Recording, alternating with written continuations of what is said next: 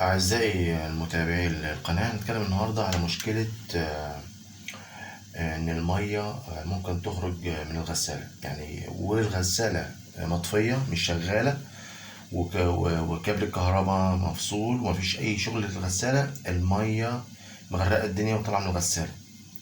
هي بتطلع من المية بتطلع، بتملى حلة الغسالة، وبعد كده الدرج دوت اللي هو المفروض المية بتنزل منه الحلة اتملت طبعا، فبتطلع بقى المية من الدرج بتاع مسحوق الغسيل.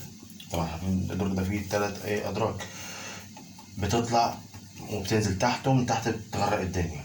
العيب بقى هنا، طالما الغسالة مفصولة بيبقى العيب في الصمام أو السولونويد. بتفك السولونويد دوت وبتغيره، او لو كان يتصلح، بس هو ما بيتصلحش غالبا.